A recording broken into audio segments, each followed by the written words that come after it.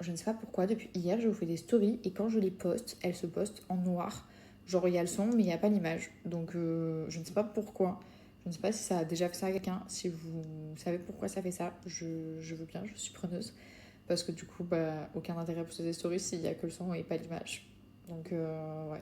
Si vous avez une solution, si vous avez déjà fait ça, je veux bien que vous me dites, vous me donniez la solution, s'il vous plaît. Comme je vous ai dit ce matin, c'était ma visite de contrôle, puisque tous les 4 mois, j'ai un rendez-vous de contrôle pour vérifier du coup que tout va bien, ou bah, des fois on me fait des échos, des fois on m'en fait pas. En tout cas, voilà, j'ai des analyses de sang à faire et je vois un médecin avec la palpation, etc. etc.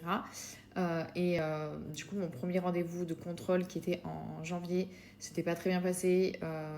Ils m'avaient fait une écho, une mammo, ils avaient vu quelque chose qui leur avait pas trop plu. Donc du coup, il m'avait fait une biopsie. Au final, il s'était avéré que c'était rien du tout, parce que du coup, ça peut arriver qu'il y ait rien. Et du coup, il n'y avait rien du tout d'inquiétant, c'était quelque chose de totalement normal. Mais en tout cas, ça avait suffi pour me mettre un gros coup de flip et vraiment pendant la durée d'attente, enfin déjà pendant le temps où on m'a dit ok, il y a un problème, enfin ok, il y a un truc qui nous paraît bizarre, le temps que je revienne pour la biopsie et le temps d'avoir les résultats de la biopsie, franchement, c'était long. Et après avoir vécu tout ça, j'avais eu une angoisse de fou de me dire, genre, en fait, non, je peux pas, genre, ressortir de ça, revivre tout ça et tout, je peux pas, je vais pas y arriver et tout. Enfin, bref, j'avais eu des grosses angoisses. Au final, c'était rien du tout, j'avais été quand même soulagée. Mais genre, du coup, là, j'appréhendais ce contrôle en me disant, purée, genre, comment ça s'était passé le premier contrôle et tout. Genre, j'avais vraiment la pression. Donc voilà, là, ça s'est bien passé, mes analyses sont bien, tout est bien, enfin, il n'y a rien du tout d'inquiétant. Donc voilà, vraiment, je suis soulagée, je suis vraiment contente que ça soit bien passé. Donc, rebelote, dans 4 mois, je revois un de mes médecins, puisque du coup, en fait, j'alterne entre. Là, aujourd'hui, c'était mon oncologue, et en fait, j'alterne les rendez-vous entre mon oncologue, ma chirurgienne gynécologue et ma radiothérapeute. Voilà, tous les 4 mois, j'en vois un différent. Euh, voilà, et du coup voilà, donc je suis contente que ça soit bien passé.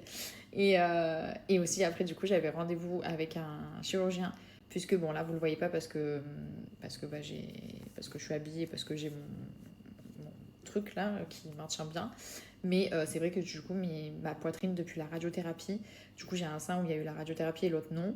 Et du coup, le sein qui n'a pas eu la radiothérapie est différent du sein où il y a eu la radiothérapie.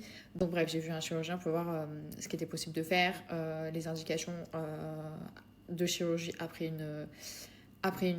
comment ça s'appelle, après une radiothérapie, tout ça, qu'est-ce qu'il en était.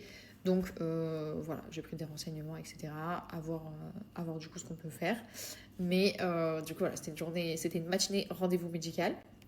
Je suis rentrée à la maison, j'avais quelques vidéos à vous tourner. Mais bref, franchement, je suis contente que ce soit passé. Ma maman, en plus, est venue avec moi. C'était la première fois que je laissais ma maman m'accompagner à un rendez-vous médical. C'est vrai que quand j'ai été malade, tout ça, je voulais pas que ma maman elle vienne avec moi à mes rendez-vous. Je voulais pas. Je sais pas comment expliquer. J'avais pas envie que ma maman me voie mal. Bon, pourtant, quand j'avais mes chimios, elle était à la maison, mais je sais pas, je sais pas comment expliquer. Genre, j'avais vraiment pas envie de. Genre, j'avais envie de la protéger du milieu hospitalier ou voilà, ou de cet environnement de maladie, entre guillemets. Euh, donc du coup, c'était la première fois qu'elle m'accompagnait à un numéro, enfin que j'acceptais, parce qu'elle, à chaque fois, elle a voulu m'accompagner, mais c'était la première fois que j'acceptais que ma maman m'accompagne à un rendez-vous.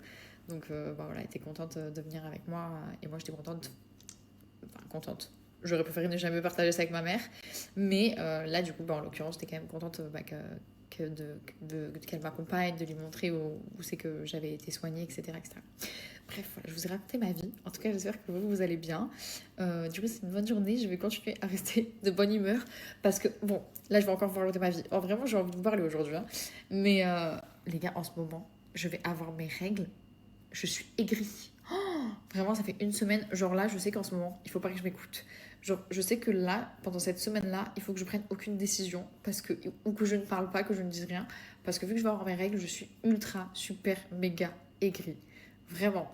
Genre, toute décision peut être faussée parce que je vais avoir mes règles. Bref, voilà. Bon, en tout cas, j'espère que vous allez bien. Et je vous souhaite du coup une belle fin de journée.